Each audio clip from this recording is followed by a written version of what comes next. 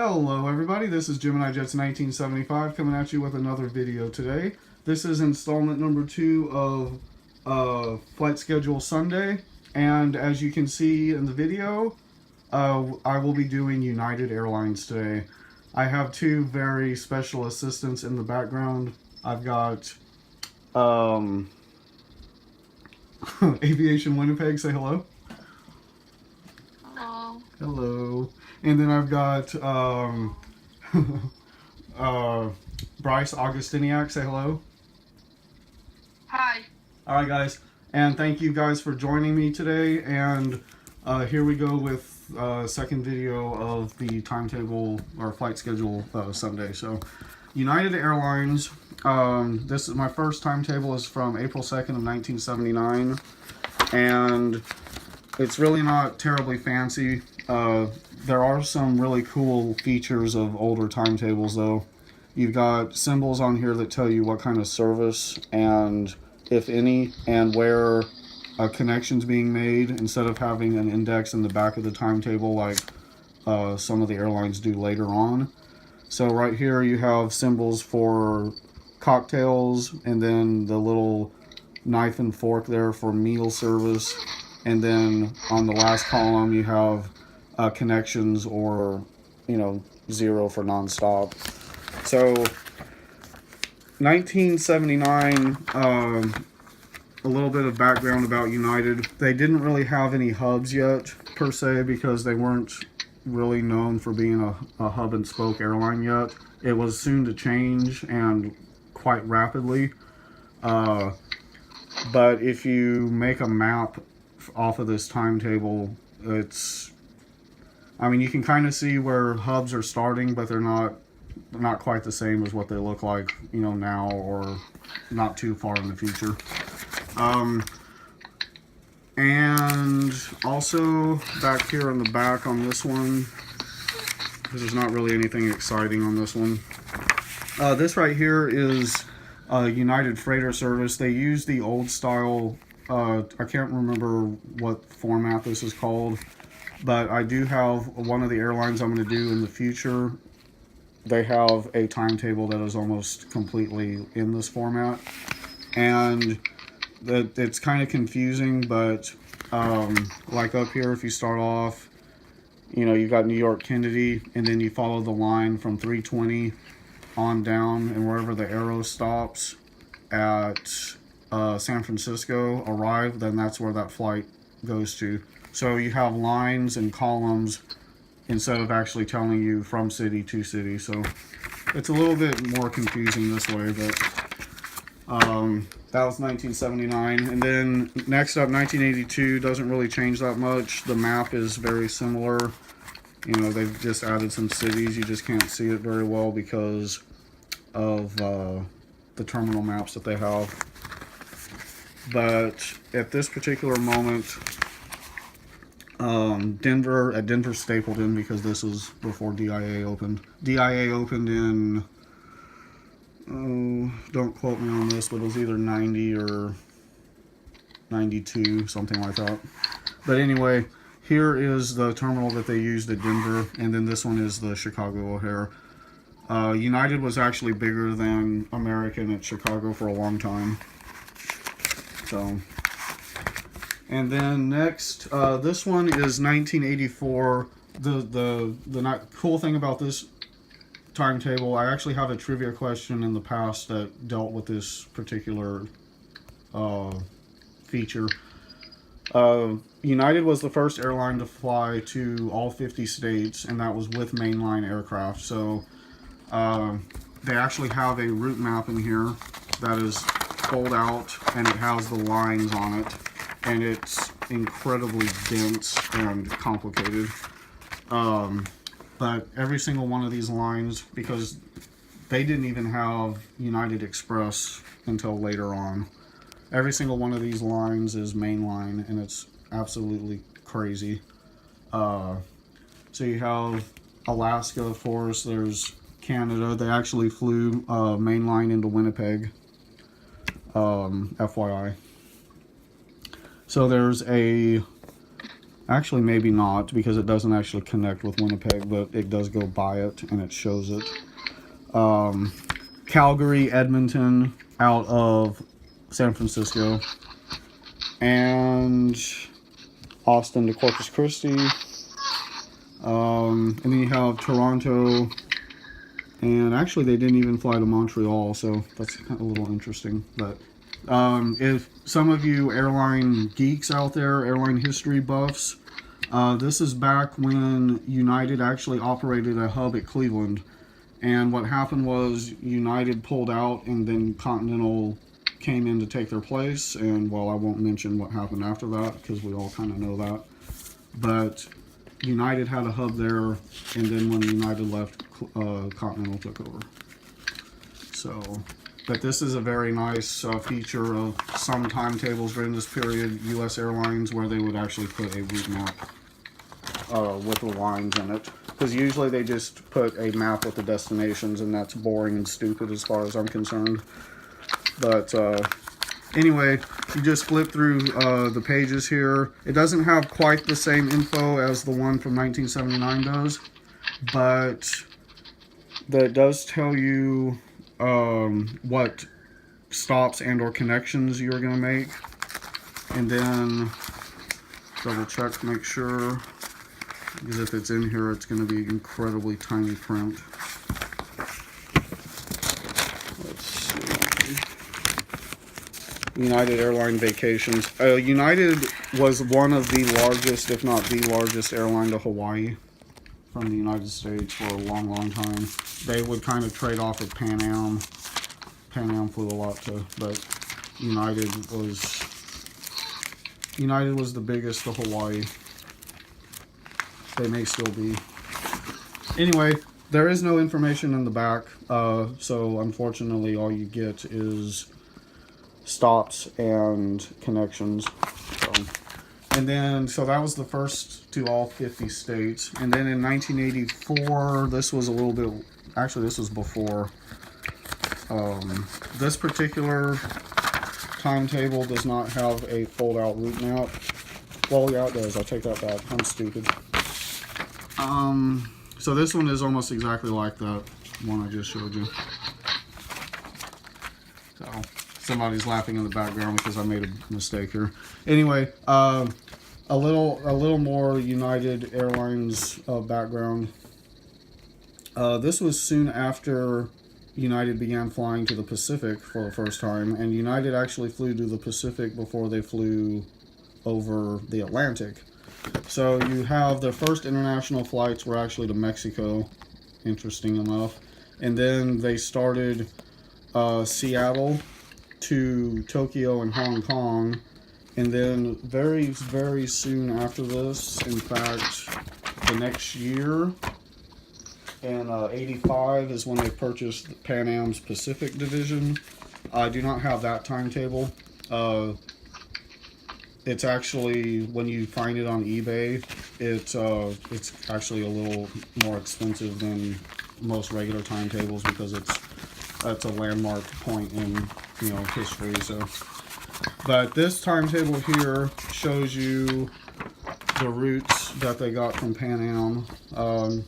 I think they changed them a little bit, but you have Sydney, Auckland, out of Honolulu. It has definitely changed a lot. Very reliant on Tokyo as a connecting hub. Now they aren't. Most of these cities are flown nonstop from the U.S. exclusively, thanks to the 787. So, and then on the U.S. side, they don't really put all the lines on there like they had previously. So that's a little disappointing. I like to have the routes. And this particular timetable does introduce your routings, aircraft in service index in the back. So you can go back here and see all the different kinds of aircraft on. You can look up your flight and see what kind of aircraft it is, miles, time, and meal service. So, for instance, Hong Kong, Seattle, DC 10, 12 hours. Looks like lunch and then meal. So nice service on there. And then Seattle to Oakland continuing service. So, but anyway, and then so that's 1986. Now we come to skip 10 years. Got in 1996. This this timetable is completely different. You had Shuttle by United, and you also had quite a bit of service to Europe, and then you also had South America. Interestingly, United purchased their South American / Central American routes also from Pan Am, just as Pan Am was about to fail. Some people blame that on Delta, but that's another discussion. So here's the Pacific routes, Latin America, well, not routes, but destinations, and then here is Europe. I actually have a map drawn out from this timetable, showing all the routes. Here is United Express, and then there's United Mainline. And flip through here, very small print, but in the back you also have routings, just like in the other.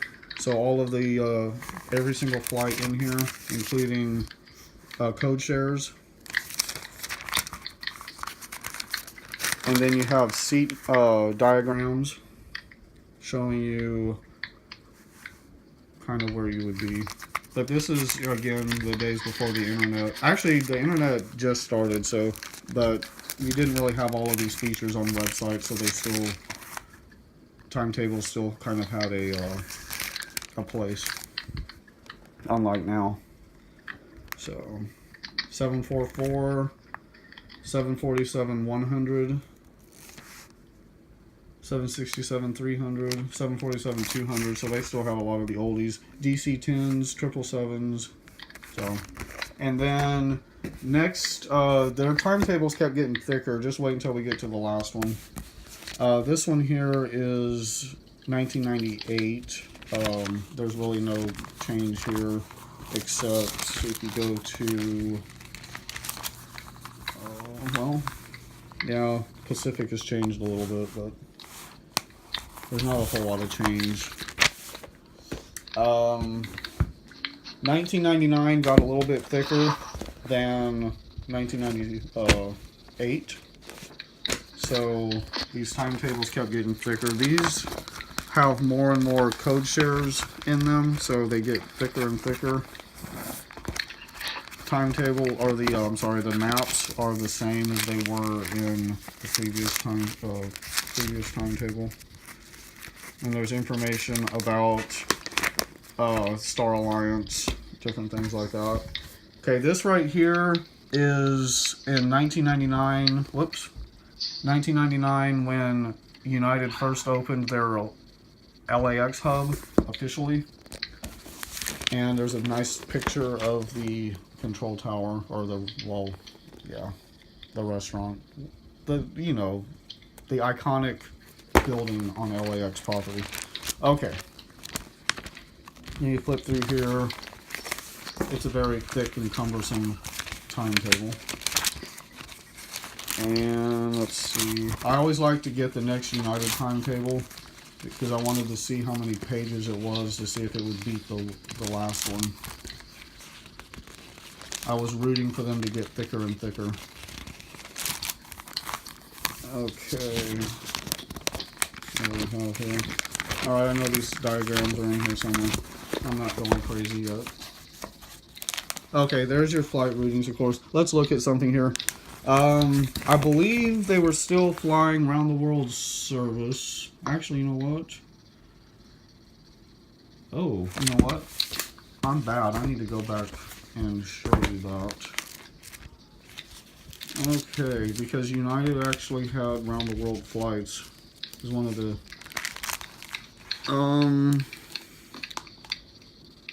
oh, here it is. Okay, back in 1999, they were still flying around the world service.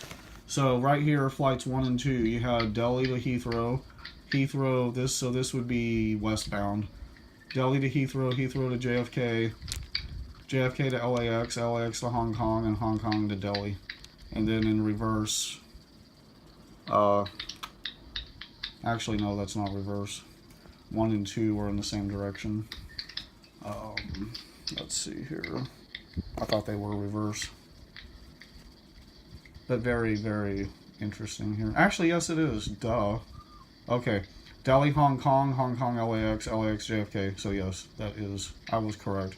Flight 1 is one direction, Flight 2 was the other. So an interesting point in United history. This one, they had cut the Delhi to Hong Kong leg, so it was no longer, and then Delhi to London Heathrow. So we're only JFK to Bangkok was as far as you could go. But so they still had remnants of the around the world flights, and it was switching to smaller equipment. For LAX to JFK, it was only a 767L. So, and then last but not least, this is the granddaddy of them all. This sucker right here was a grand total of 1,006 pages. All very thin paper. So we flip through here, and just like all of the others, the most interesting points, other than if you had, if you like drawing maps out of these, would be to see what destinations have been left since the last timetable, and then flight routings and services. So at this particular point, you go back and you look at Flight 1 now, or at this time, shouldn't say now. Flight 1 was now JFK to LA and LA to Hong Kong. So I don't remember if this was before or after United sold their New York to London slots to Delta. So not New York JFK to London. But and anyways, and you look at the destination maps. Some airlines like to draw maps in their timetables.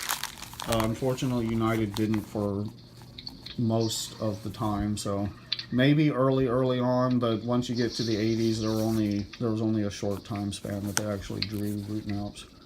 But so you still had relatively extensive South American, your Asian, and then European services. And so anyway, Connecting Your World, a Star Alliance member. So this was the last. This is probably not long after or before they quit printing timetables too. It was either shortly before 9/11 or right after. Anyways, guys, sorry to bore you guys. Did y'all have anything to add before the end of the video?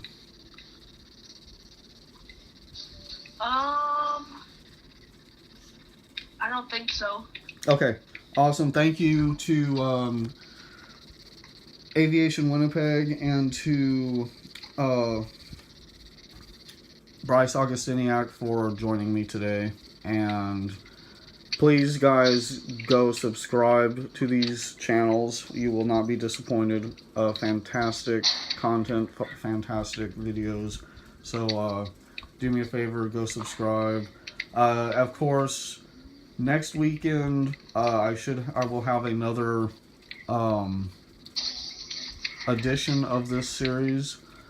Not totally sure what airline. I'll probably do a non-US carrier this time, and since I don't have nearly as many of those, it shouldn't be as long of a video, which probably makes some of y'all very happy. So anyways, thank y'all again for watching. As always, please like, comment, and subscribe, and I will see y'all in the next video. I will probably, whatever.